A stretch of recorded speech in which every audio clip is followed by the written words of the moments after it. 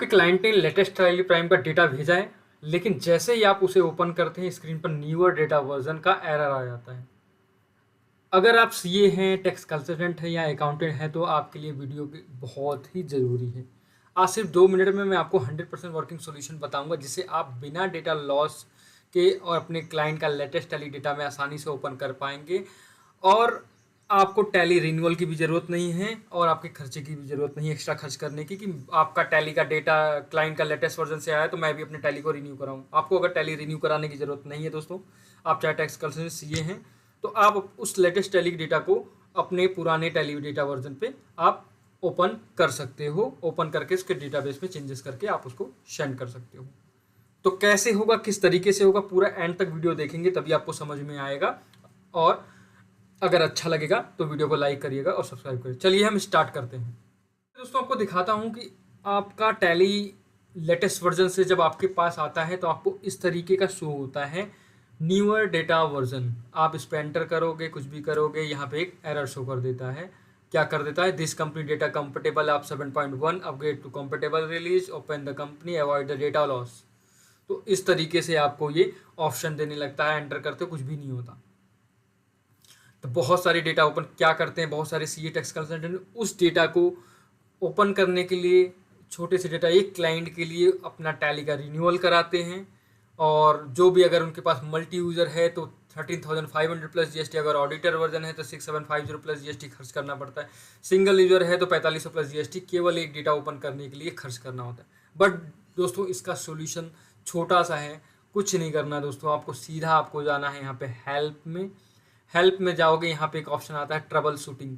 Trouble shooting में जाओगे दोस्तों, यहाँ पे देखिए एक रिपेयर आता है, एक माइग्रेट आता है। रिपेयर में आप जाओगे, जैसे टैली वाला है इस तरीके का आ रहा है, न्यूअर डेटा वर्जन एंटर करोगे।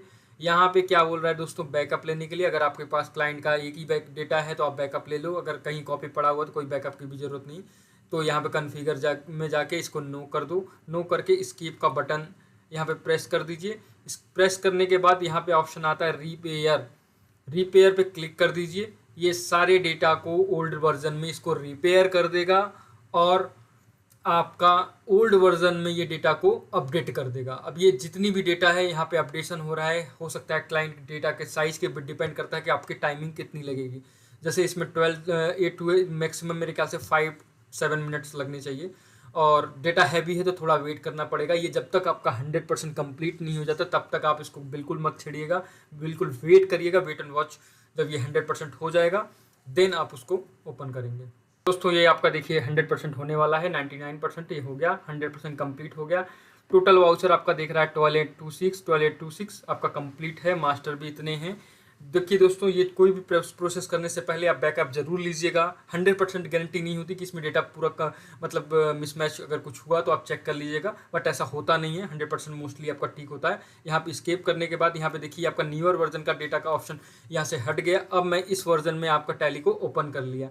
आपको जो भी सेल्स देखना है, जो भी देखना है, यहाँ पे आप अपना यहाँ पे शो कर सकते हो। तो बिल्कुल ओपन करके आप देख सकते हो। अगर आपका क्लाइंट का डेटा केवल आपको आया था, आप चेकिंग करने के लिए आपको एंट्री देखना था, देखने के बाद आपको उसको क्लाइंट को भेजना नहीं, कोई इशू नहीं। अब क्लाइंट को भी अगर आपको यही डेटा में चेंजेस करके आपको भेजना है तो आप यहाँ पे जैसे आपने इस क्लाइंट को डेटा को अपडेट कर लिया, चेंजेस कर लिया, यहाँ पे मैंने Alt F3 करके यहाँ पे सपोज इसको बंद कर देता हूँ। अब आप डेटा को सपोज आपने भेज दिया। अब क्लाइंट ने क्या किया, न्यूअर वर्जन पे अपना डेटा को चलाया, यहाँ पे एंटर किया।